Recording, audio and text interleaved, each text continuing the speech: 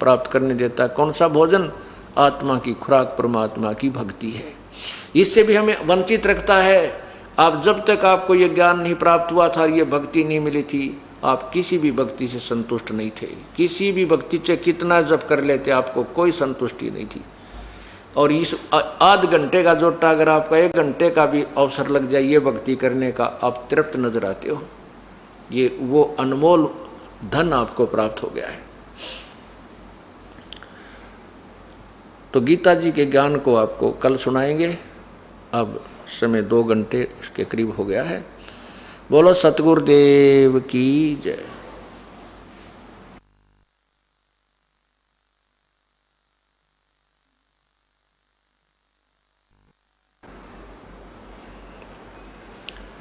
परमपिता परमात्मा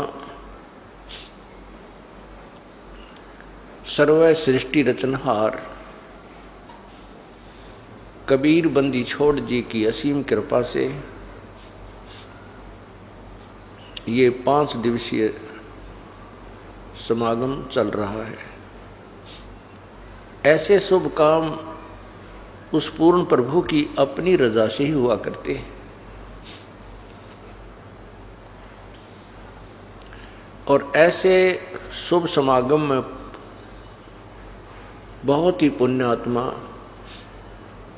बहुत ही अच्छे संस्कार वाली आत्माएं पहुंच पाती हैं। कहते हैं सकल पदार्थ हैं जगमाही और भाग्य बिना नर पावत नाही।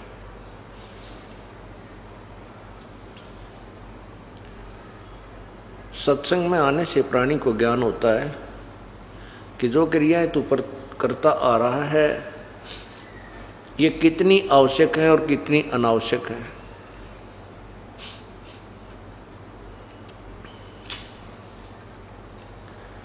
और सत्संग के वचनों को सुनकर ये प्राणी फिर अपना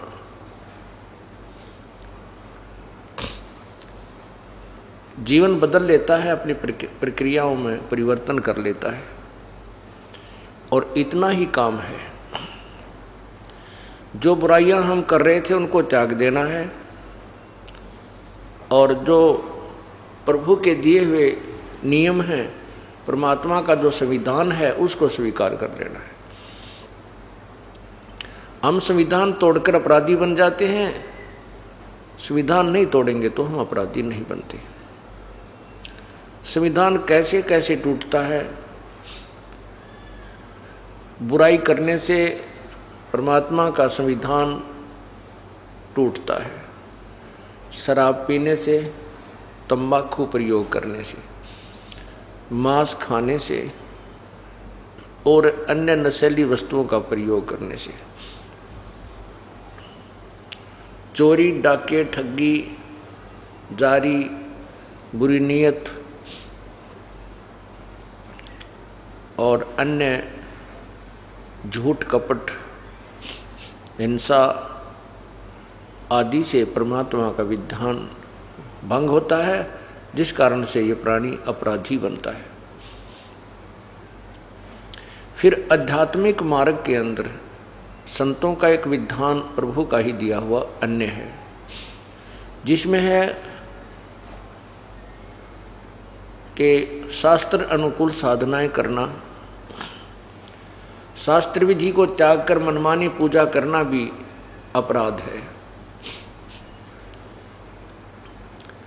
शास्त्रों में जो लिखा है कि पूर्ण परमात्मा ही भक्ति योग्य है, उसी की साधना से जीव का कल्याण संभव है, उसको त्याग कर अन्य जो पूजाएं करते हैं वो मूर्ख लोग हैं।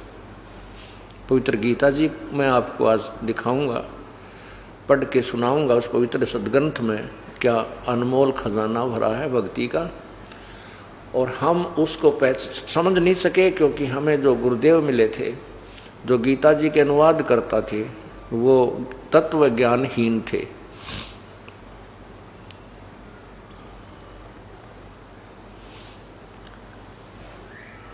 फिर जब आप सत्संग में आते हो, गुरुदेव से उपदेश प्राप्त कर लेते हो, एक और विधान है, उसकी कुछ धाराएं और हैं उसी संविधान की। गुरु वचन निश्चय कर माने, पूरे गुरु की सेवा ठाने। गुरु वचन, गुरुदेव का जो आदेश है उसको अवश्य माने। यदि आप गुरुदेव का आदेश की अवहेलना कर देते हो तो आप फिर दोषी बन जाते हो।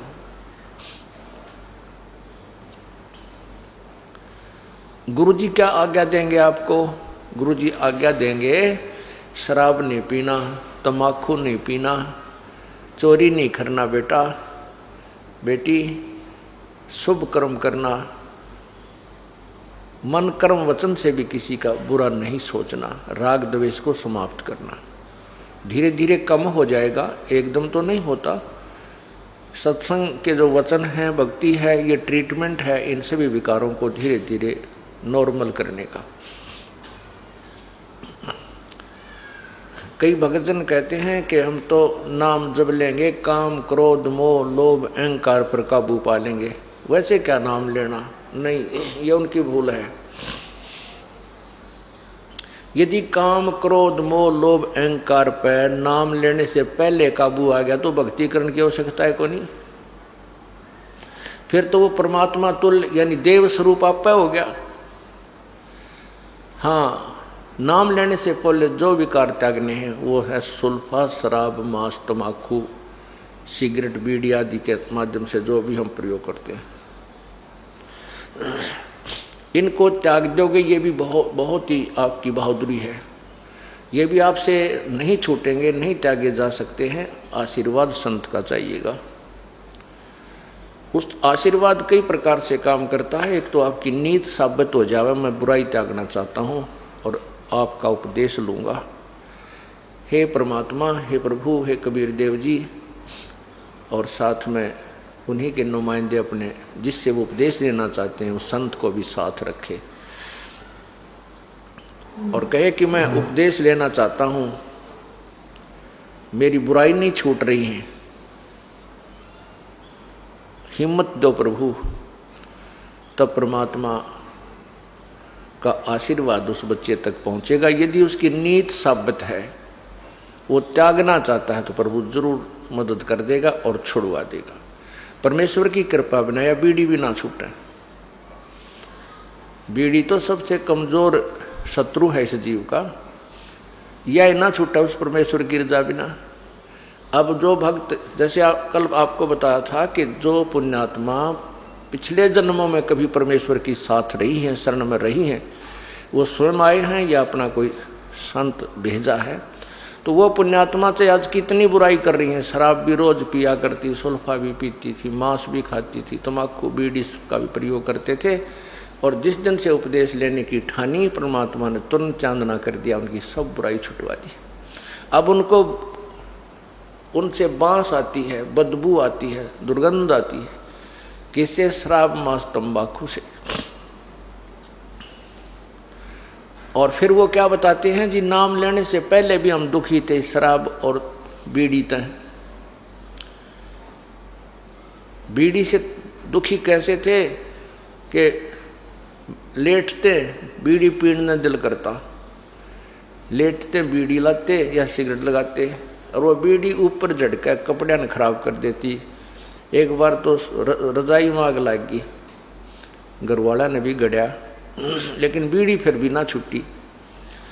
फिर कई बार दुखी होकर के शाम ने तोड़ देता, बंडल के बंडल ने तोड़ के और नो बाहर फेंक देता। बीड़ी साथ होगी ही नहीं तो आप पे छूट जाएंगी।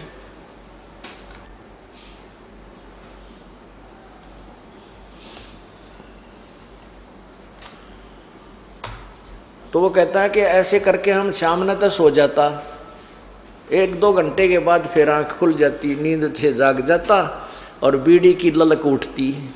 वह झूठे टोटके पड़े पाती है ना, कितने छोटे छोटे से ऊन ठा के पिया करता, बीड़ी छूटी नहीं। अब कृपा हुई है परमात्मा की, अब बदबू आती है। यदि कोई साथ बैठ कर दूसरा भी पीता है तो हमारे को वो अच्छा नहीं लगता। तो ये कृपा भी परमात्मा की होती है। अब जो भाई ये कह रहा था कि मैं तो काम क्रोध मोह लोभ अहंकार सबको त्याग कर फिर नाम लूँगा, वो आदमी नाम लेना नहीं चाहता या उसको ज्ञान कति नहीं।